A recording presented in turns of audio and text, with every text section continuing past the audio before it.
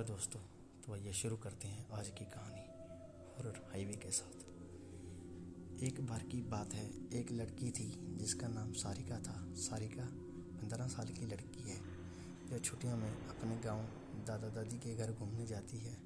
सारिका जब अपनी दादी के घर पहुंचती है तो उसके दादा दादी अपनी पोती से मिलकर बहुत खुश होते हैं, पर यह बात किसी को नहीं पता थी कि जल्दी ही इनकी खुशी को ग्रहण लगने वाला है। सारिका का कुछ दिन तो उसके गांव में बहुत अच्छे से बीता। फिर एक दिन सारिका अपनी सहेलियों के साथ गांव के बगीचे में खेल रही थी।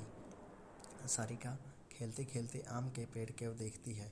उसके बाद वो अपनी सहेलियों से कहती है, चलो ना आम तोड़ते हैं। सारिका ढेले से आम को तोड़ने की कोशिश करती है और उसका ढेला आम पर लग भी जाता है, जिससे आम गिर जाता है।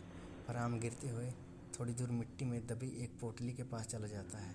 सारिका जब आम लेने वहाँ पहुँचती है तो उसे पोटली का थोड़ा सा हिस्सा दिखाई देता है। वो सोचती है कि ये क्या है। ये सोचकर वो पोटली बाहर निकाल लेती है।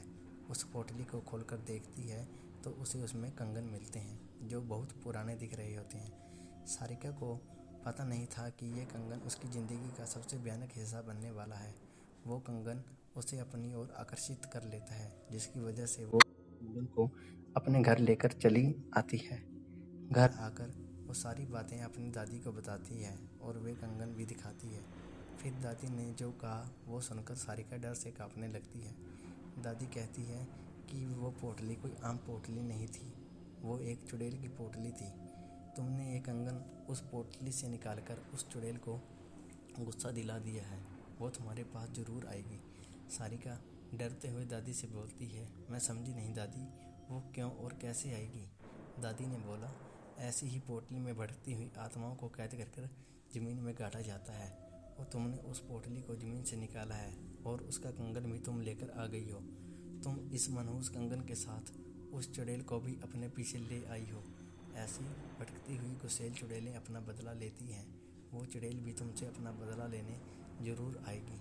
सारिका इस बात से डरती तो है पर उसे ज़्यादा यकीन नहीं होता। वो जाकर अपने कमरे में सो जाती है। उसी रात को करीब 1 बजे उसके कमरे की लाइटें जलने बुझने लगती हैं। सारिका की नींद खुलती है तो देखती है लाइट नहीं है। वो अपने बिस्तर के बगल में रखे टेबल पर पानी पीने के लिए मुड़ती है। तभी वो देखती है टेबल के पीछे कोई औरत बैठी है जिसकी आंखें एकदम लाल है और एक टक से उसे देखी जा रही है। सारिका चिल्लाते हुए अपनी दादी के पास जाती है पर दादी कमरे में नज़र नहीं आती। वो बरामदे में जाती है तो दादी उसको ज़मीन पर मिलती है। सारिका अपने दादा को खोजने जाती है पर उसका दादा उसे कहीं नहीं नज़र आते। जब वो पूरे घर में अंधेरे में खुद को अकेला पाती है तो डर के मारे बेहोश हो जाती है।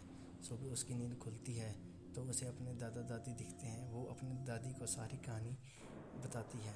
दादी बोलती है, हम दोनों अपने कमरे में ही थे। दादी सब समझ जाती है। उन्होंने बोला, ये सब उस चुड़ैल का किया है। वो कंगन उस पोटली में वापस रखकर आना होगा, वरना वो यहाँ से नहीं जाएगी। सारिका बोलती है, चलो ना दादी, अभी कंगन रखाते हैं। दादी बोलती है, नहीं, उस चुड़ैल से पीछे छुड़वाना है तो तुम्हें अकेले ही रात में जाकर उस कंगन को वहाँ रखना होगा, क्योंकि वो तुम्हारे पीछे है। सारिका हिम्मत करके कहती है, ठीक है, मैं जाऊँगी। दादी ने बोला, ये सब वो चुड़ैल इतनी आसानी से नहीं करने देगी। इसलिए दादी ने उसे रात में जाने के से पहले एक मंत्रों से युक्त ताबीज उसके हाथ पर बांध देती है। अब सारिका रात होने के बाद अकेले बगीचे की तरफ निकलती है। थोड़ी देर बाद उसे किसी के रोने की आवाज़ सुनाई देती है, पर दादी ने कहा था, वो चुड़ैल तुम्हें अपनी तरफ आकर्षित करेगी, तुम उसकी तरफ ध्यान मत देना, वरना वो तुझे अपने कब्जे में कर लेगी। एक बार उसने तुम्हें अपने कब्जे में कर लिया तो फिर कोई कुछ नहीं कर पाएगा, वो तुम्हें मार भी सकती है।